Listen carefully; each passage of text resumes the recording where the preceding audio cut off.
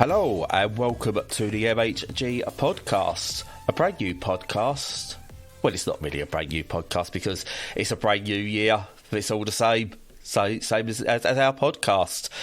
And I'm going to butcher intros because that's how we work. But hey, life can be a little bit miserable. Life can be a little bit dark. So we're here to bring you a little bit of joy and a little bit of light. I'm Bradley and I'm joined by Stu.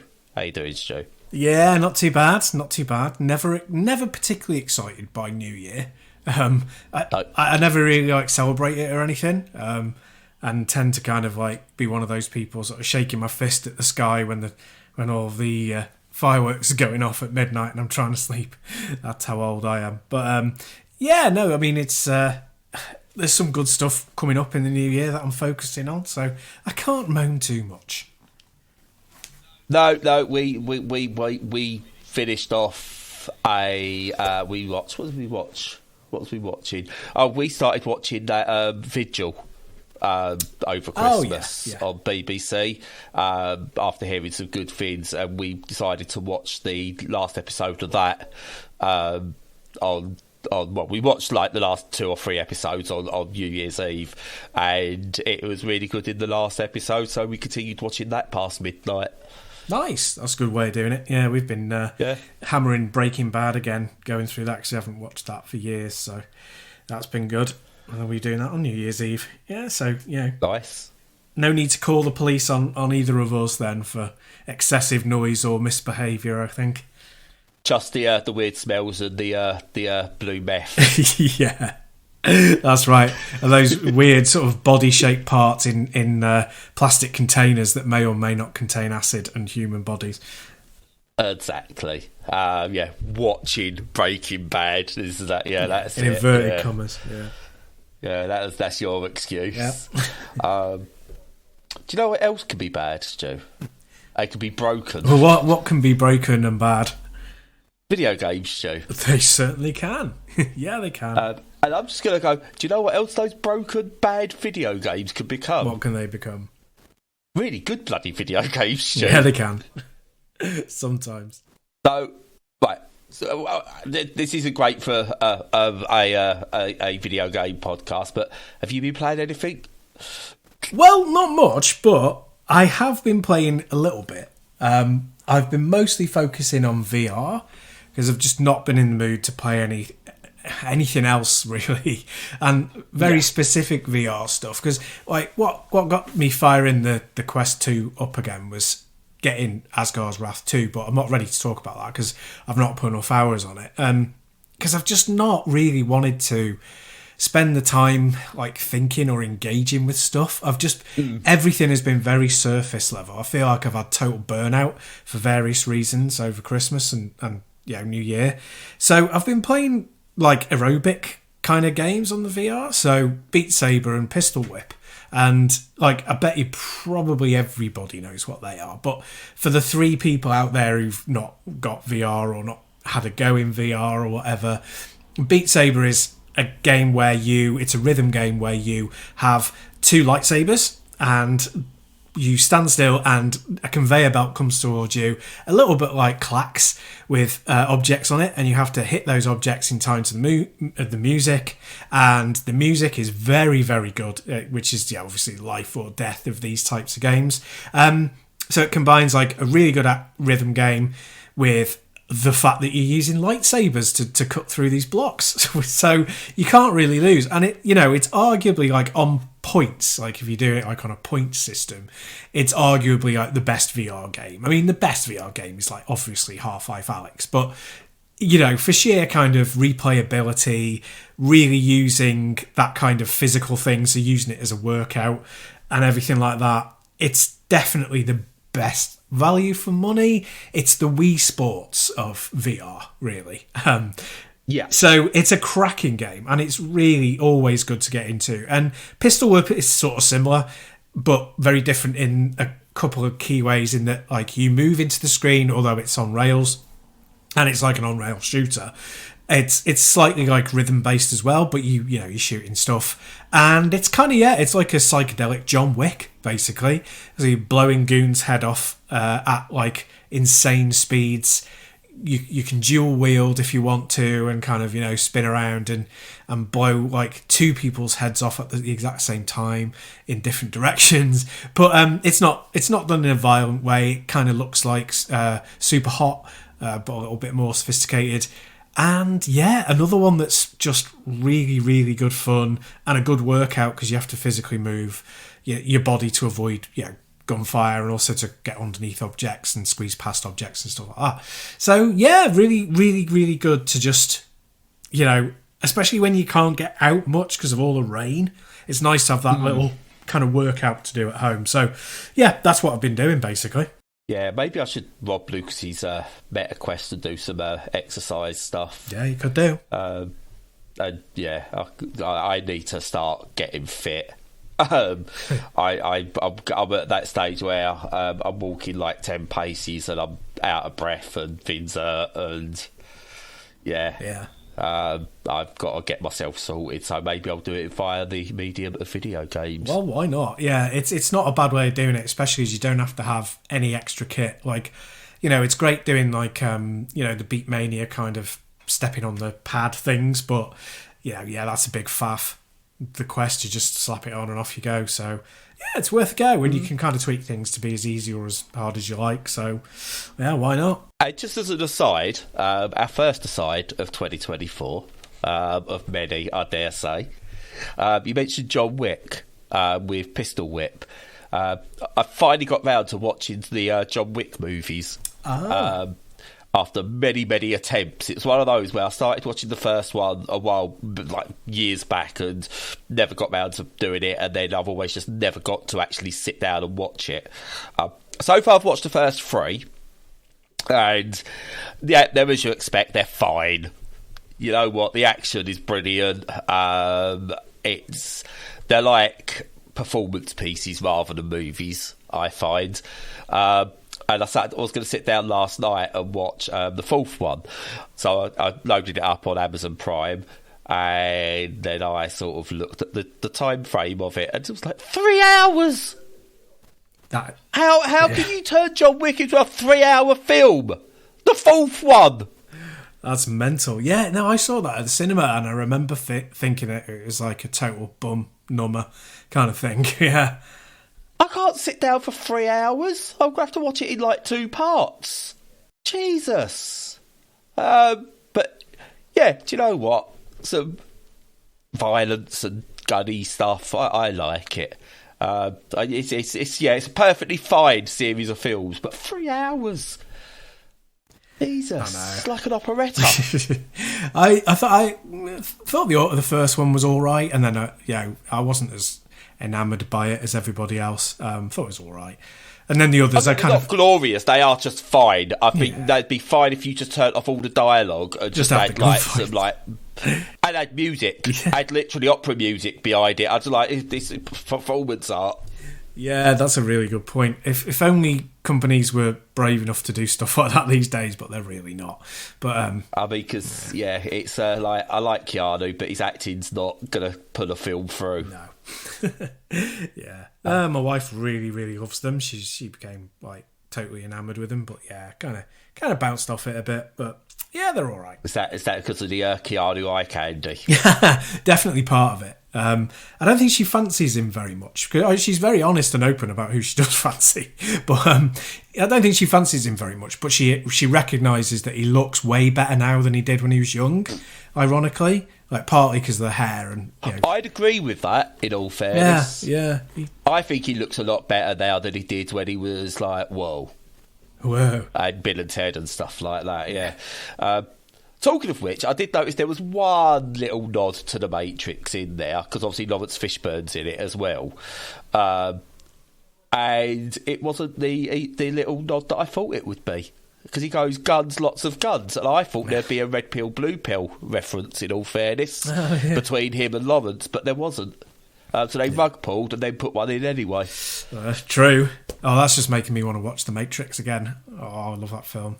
I was one of those as well. I loved The Matrix, and I loved the what was the series of the Animatrix? I loved all those as well. Yeah, and then the other two films were shit. So yes, true.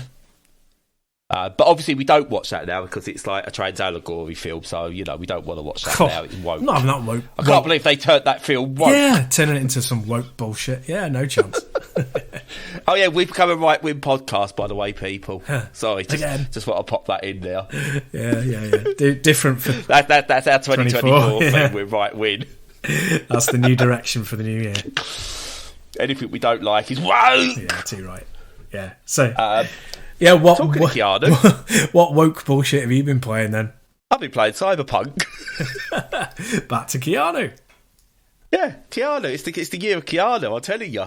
I mentioned, obviously, like, as the early segue, what could be bad and broken and then turn good. It was Cyberpunk. I remember it's the end of 2021 or whenever it first released, we was talking about, is there a way back for CD Projekt Red after the debacle of the Cyberpunk release? And they've gone and done a full Hello Games No Man's Sky to it. It is, quite frankly, one of the most amazing piece of video game I think I've played in God knows how long. I just, wow.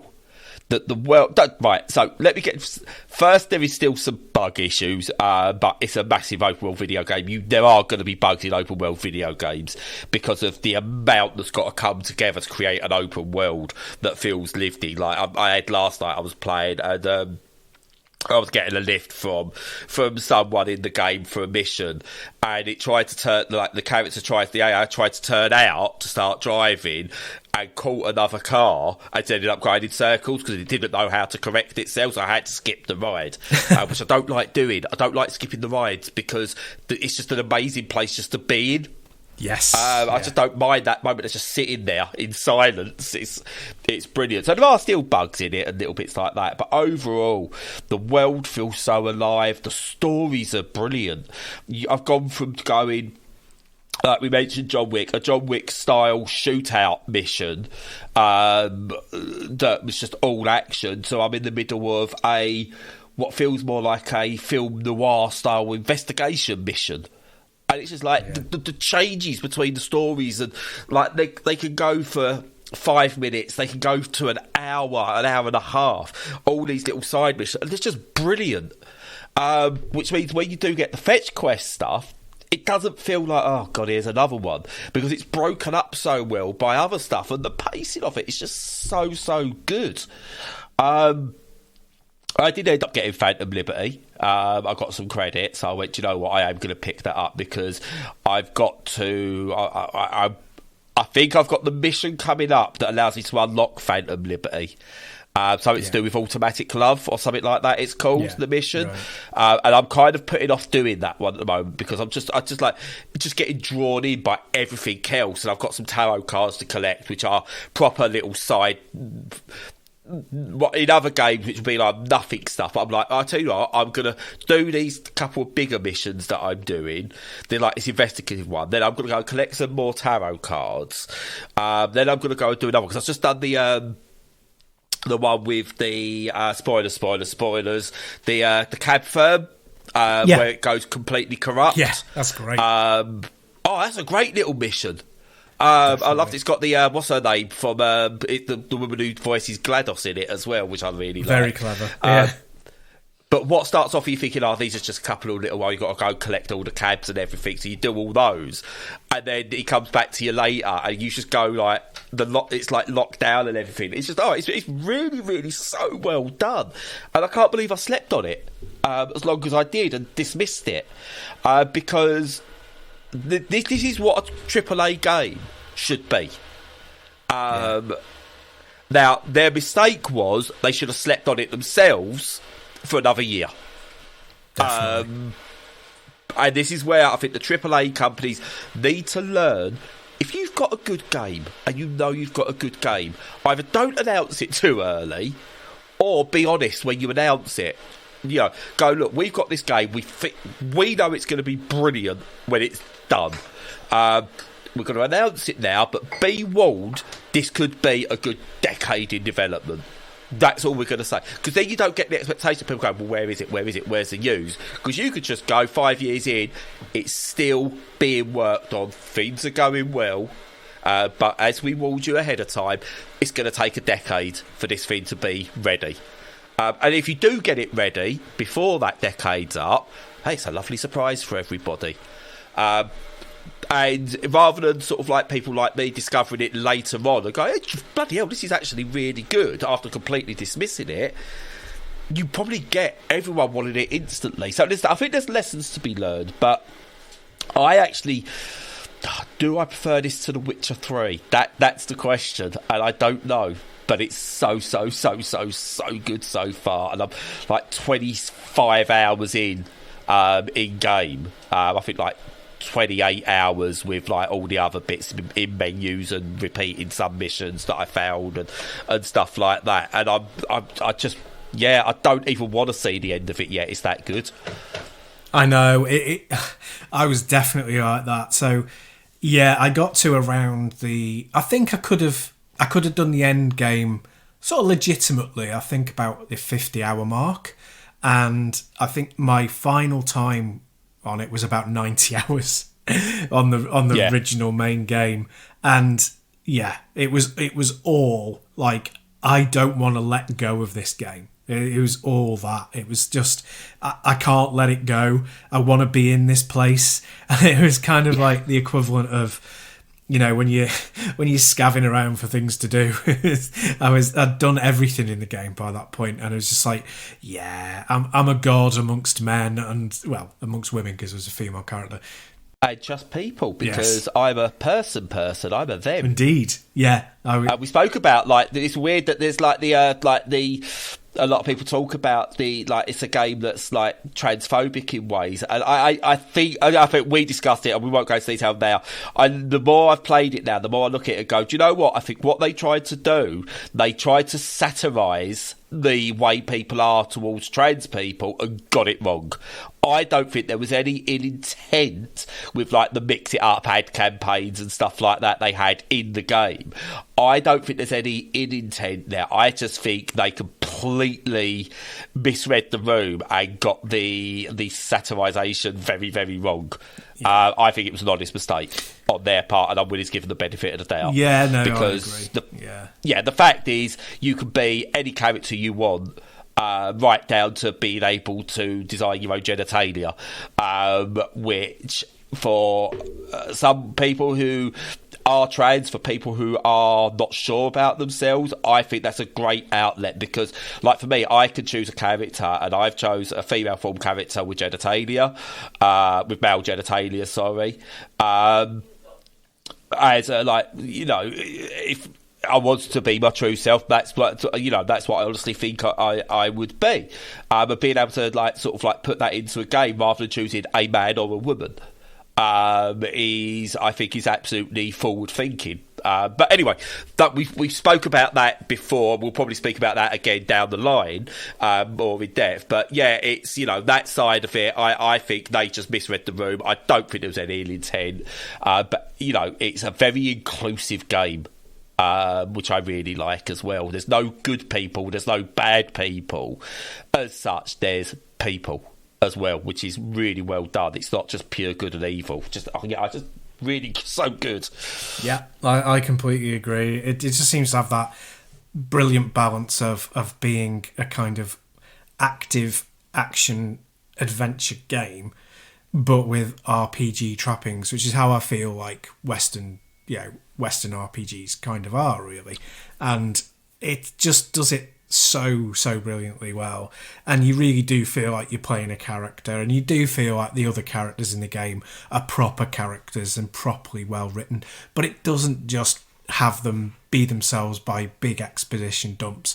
So it just, for me, it's it might well be an all-timer for me, I think, now. Yes. It reminds me, the closest analogy I can get to is the Shawshank Redemption in films, in that it became this thing that the people loved, and it like tops the top 10 lists all the time of people, the public vote, but it gets absolutely nowhere near, and it will get there. It gets closer with the gaming community, with the gaming journalists, but it still has that stigma of not being liked by the journalistic community when it came out, and they kind of begrudgingly gave high scores to the to the versions that ran well, but were constantly criticising the versions with bugs, which is fine. But then to not change your mind and attitude after that is a little bit reductive. And I feel that it's a little bit similar to Shawshank with that it's always going to be the people's favourite rather than the journalist's favourite, until those journalists are old and out of the game. Like, you've got a bunch of Gen Alpha who played it when they were 10 going, God, this is the best game ever. Why didn't the old people say this is brilliant, kind of thing, Yeah. Totally. It's it does some really good things as well, that I think a great quality of life that could be introduced elsewhere. So it's like there is a limit to what you can carry, but I've never once filled that limit. Obviously, this is Cyberpunk, not Shawshank, by the way. He just has his prison wallet, and you can't fit a lot in that. Yeah. So like I didn't realise initially there was like you could become incumbent technically, but I've never got anywhere near that, and I'm looting everybody I'm seeing.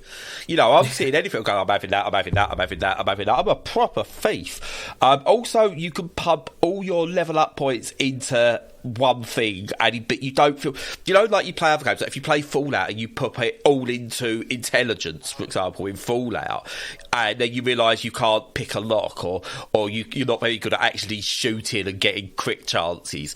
So you're like, well, all I could do is play this in like this stealthy way, or try and talk my way out of things. It doesn't feel like that in Cyberpunk. You can still feel like a badass who can shoot the gaff up if you needed to.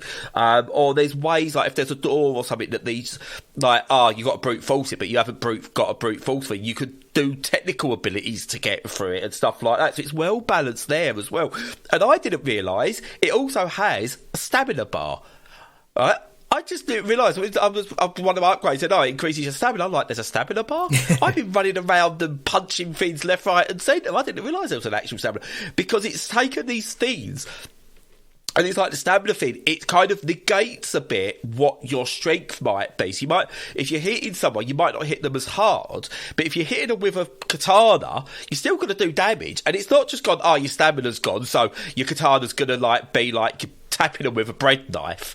It's not, it's good. You've got a katana in your head, it's still going to do damage. Yeah. Your punches are still going to do damage, even if you've lost all your stamina. So it's these little things it does really, really well that I think are very much understated, and it doesn't get enough respect for, because they're the things that are so frustrating in some other games. Like the Fallout series, I love Fallout, but the frustration of going, can I take this trash with me and like use it to craft and trade later? You're like, I don't know. The trade is crafting as well. You go in and you craft, you do it, and it just gives you nice little things of like craft this, that then goes into this, and it does it all. There's no sort of like, you don't even really need to think about the crafting, you just do it, and then you go, I've got all this up to a tier 6 thing now, this is great. And everything feeds into everything else. So you're not going, if I use this crafting stuff on a tier 1 item, what am I going to do about it? No, you build tier 1 items, crafting materials, and that tier 1 feeds into tier 2, and tier 2 feeds into tier 3. And it's just, it's those little touches that so many games get wrong that ruin great experiences, that with this takes what could be a mediocre experience, and was at one stage a bad experience, and just elevates it up that little bit more. It's if this isn't my not game of 2024, and I'm not going to put it in my 2023 list because I only started playing it this year, if my not game of 2024, I'll be very, very surprised. No, it is an absolute cracker. So on that subject then, we should get onto the stuff we played last year and start going through it a little bit, I reckon. Yeah, I've kind of forgot now because all I've got on my mind is Cyberpunk. So, Cyberpunk, game of the year 2023. It was a really good year, actually. A lot of people talk about how good a year it was with, like, your major releases, like your Armoured Cores and things like that, your Alan Wake 2, which a lot of people liked, and all things like that are sort of like really good. But I think the indies have had an absolutely stonking year as well. I'll pass over to you anything VR related, because that's just not on my radar at all. But I know there's been some pretty nifty VR stuff as well. But you start. What's something that's like surprised you, or or come out of left field that you just, you kind of like, this is actually really good. I wasn't expecting it. Well, I think the main one I wasn't expecting was probably Arc Racer, which is the one that's the kind of Wipeout. It's not like a clone. I mean, it kind of clones the mechanics of it, but it's more of a kind of sequel, like a Lego sequel kind of thing. Yeah. I mean, it's like saying like Formula One is a clone of Gran Turismo. They're both car racing games. There's got to be some DNA that's shared. Precisely, yeah. And like I said, when I first started playing it a few months ago, it's got that excellent thing of the early Wipeout games, like the first 3 or 4. They all had the same sort of DNA, as you say, but they would kind of lean into one thing or another as they moved forward, and different branches would lean into different things, and they kept that up all the way through, really. Psygnosis did, or Studio Liverpool as they became, and that was one of the glorious things about it. And there were very few, if not none, of the Wipeout games where people went, no, I didn't like them introducing that. Even if they focused more on a certain thing, I think people generally stayed with them. And this follows in that DNA tradition, and it kind of focuses on other things. And you can listen to the individual episode if you like, for my detailed thoughts on it. But it just did that really well, and it was a single person development, and it's really incredibly cheap. It's available on Steam. I'm not sure if it's available on consoles.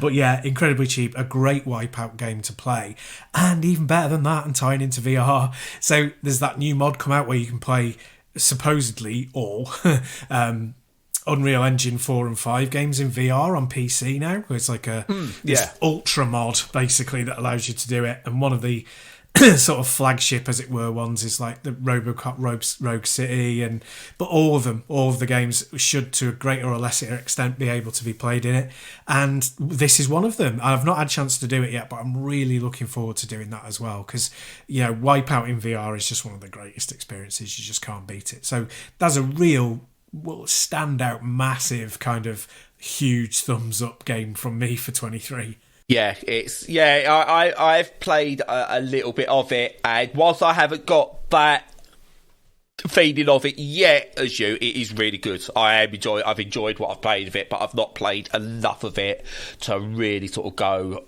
all in on it like you have. But so that makes a change for you to be enamoured by something and me going, okay, yeah.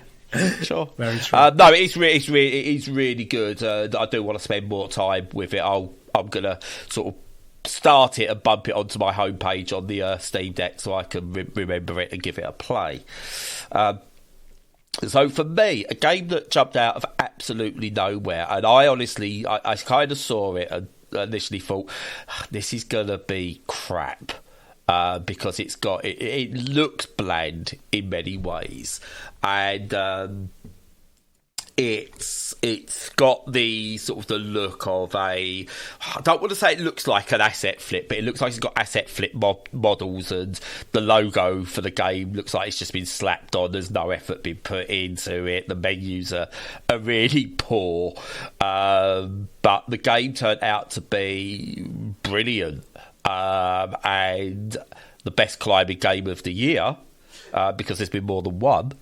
And it's not Jusant or Jusant. It's not that, even though that's really good. It's New Heights, which is a realistic rock climbing game, essentially. Well, climbing and bouldering, it says. Where basically you control each of your character's limbs using the sticks and a mixture of the triggers and things to choose whether you're grabbing or whether you're releasing, and then you've got to really consider foot placement to climb up the rocks. You've got proper rock climbing, indoor rock climbing things. So you've got that grippy yellow handy holdy things if you want them. And then you go out onto real rocks and you take what you've learned. You can climb up castles, etc., etc., etc. And it's just a really, really good experience. It's got no bells or whistles. It's got no pizzazz about it. It's lacking polish, but the climbing in it is absolutely outstanding. But I tried it in one of the next fests. I was like, this is really good. I can't wait to play the full thing, see what it's like. Got a code for it, and yeah, it is such a good game. One I still pop back to now and again. If I fancy a bit of a challenge, just do a random climb. Can I get up there quicker than I did before? That kind of thing. Can I fall less? Can I find new routes? All that kind of thing. It's just, yeah, it's a really, really good game. But I just wasn't expecting. And I don't think enough people have played, and more people should play. Yeah, there's a good few like that kind of, they're really great, really solid games, and just for one reason or another, probably mostly just the crowded marketplace, that they don't really hit that thing, and they need that marketing push most of the time as well, which is a shame, unless they get your lucky kind of, Vampire Survivors kind of hit situation. But yeah, no, that does sound like a really good one. It's one I'm looking to check out myself at some point too. Yeah. Yeah, I mean, I would argue maybe it's at like 17 quid in early access. It's maybe like only if you're really intrigued by it, it's worth picking up. Otherwise, I would maybe wait for a full release or a sale if it's only something you kind of like, maybe. But there is a demo as well, so there is that to it as well. Yeah, fair play. And on the subject of the VR stuff, one of my special mentions for the year is that Samba de Amigo Virtual Party, which is the VR version of the Party Time or whatever they called it on the Wii. On the Wii, oh my god, how old am I? On the Switch, bloody hellfire! Oh, my Nintendo! Yeah, oh Jesus. It's the VR version of that for the Quest, and yeah, I mean, it's just excellent. It's one of those that it feels like the true home of that kind of game, just that stuff coming into the screen in that way, giving you that the better windows for timing stuff is such a big thing, when you add in that third dimension. It really works really, really well, and it asks a lot of you. There's a lot of kind of throwing poses and like changing up in the mini games. And again, listen to the episode for like my full breakdown of it, because it's such a great game. If you've got a Quest, it's one of those that you absolutely have to own if you're interested at all in flinging your arms about, in virtual space, which a lot of us are. But yeah, no, a little bit under the radar, a little bit kind of, how many people have picked it up. I hope it's quite a few, but yeah, really, really great game. That's a little bit kind of sidelined, so pick it up if you've got the capability.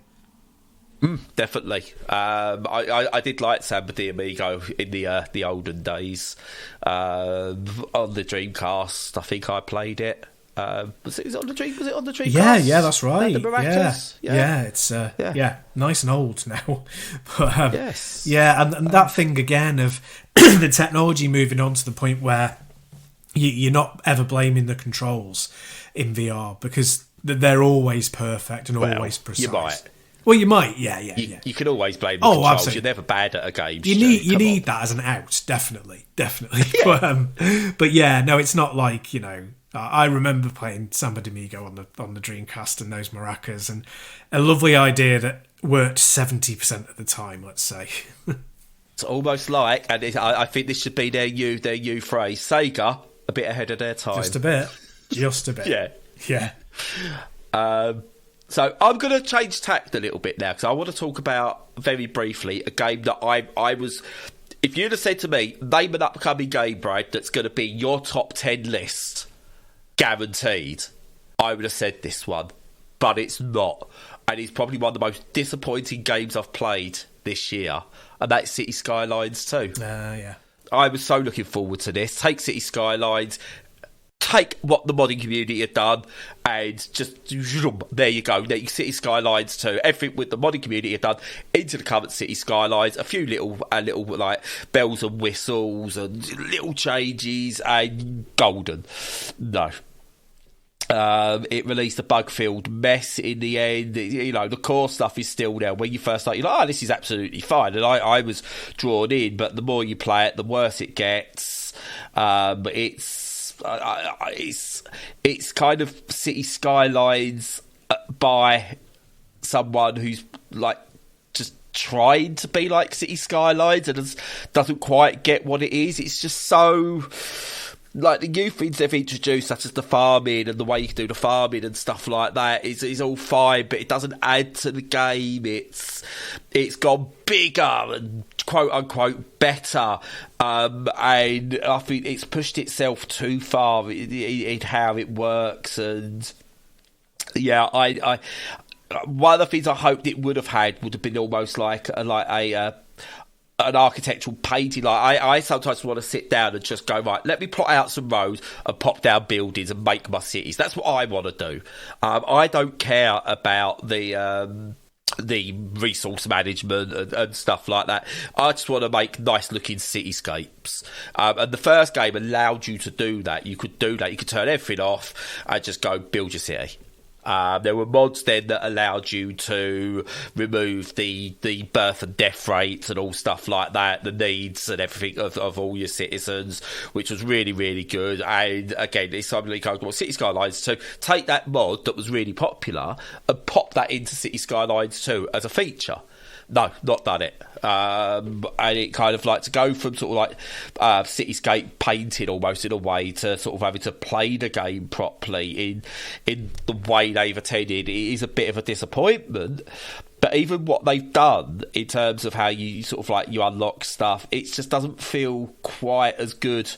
And it's cities, but it's just not quite as good.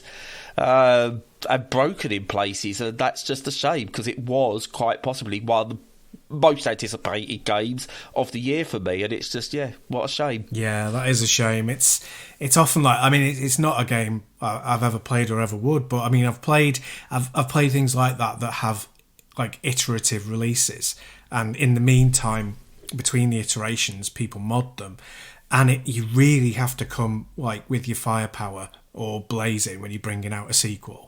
In that situation, you've got to bring on everything that the community has helped improve, because them creating that is their voice. It's them saying, "Oh, this is how we make it perfect," And I think that some do it and some don't manage it. I think, unfortunately, most of those things fall in the EA space, so I don't get to play them very often. don't want to, like your Formula Ones and your football games and stuff like that.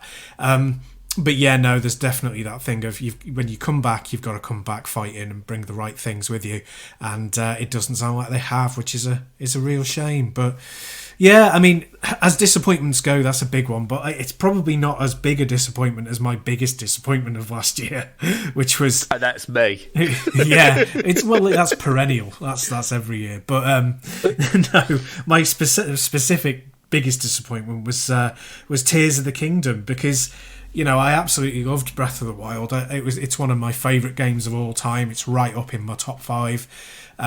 Its position may shift around a little bit, but I think it's always going to be there or thereabouts, because it's just a magical experience for me. And Tears of the Kingdom just really didn't land at all. It felt very bare when I was playing it, and it felt, along with being quite barren, it did have that asset flip feel to it, even though there was a lot of new content. It still felt like not like Majora's Mask, which was deliberately a kind of released after a shorter amount of time and deliberately a kind of Gaiden style game. This is like a full sequel, but most of all, that building things nuts and bolts style, just no interest in it whatsoever, and it forced you to do it. It wasn't a feature that you could ignore. It was absolutely key to the game. And it's just like, for me, that's just it's an element that, some people's eyes light up and they're like, oh my God, that's such a great thing to include. It transforms the game. It's what you want when you want that, progression in this kind of series. And for me, it was like, well, how can you improve on perfection? You can't. You just introduce new stuff and you break it. And that was really how I felt about it. And it's a purely personal thing. It's not it's not a slight on the quality of the game, because the game itself is really high quality. But yeah, for me, it was a huge disappointment. It just lost me completely. And now we're going to get our biggest numbers, because you've gone for the Steph Sterling approach of that's how we get the numbers. No, absolutely. Well, we did in the episode where it came out as well. I don't know what the stats are on that one, but yeah. I know. Game of the year, not Tears of the Kingdom. Going to finish on very quick ones. Right, we'll do just a very quick. Right, you can spend 30 seconds just telling people like why they should play this next game, whatever you choose, but why it's not going to be in your top 10. Yeah. So I'm going to go first. Yep. And I'm going to go for The Repair House, which is basically a game, like a simulator style game is what I suppose they call them, isn't it? Where you go in and you've got a business where basically people send you stuff and you repair it. And it got mixed reviews across Steam and everything. Some people like it, other people really don't like it. I'm in the camp of I really, really enjoy it. Taking things apart, putting them back together, giving them a paint job, a cleaning, ordering new parts in. I'm all in for that stuff. It's a fantastic little game. Not Game of the Year material in any way, shape or form, but it's just one of those games where I'm glad I've got it, and I will pop back into it every now and again, fix a few bits up just to relax. And you know what, it's less than 20 quid as well. It's just one of those perfect games to have on the go, on your Steam Deck ready, and yeah, I just really, really, really enjoy playing it. So yeah, The Repair House, not a top 10, probably not even a top 20, but just a good, nice game. Yeah.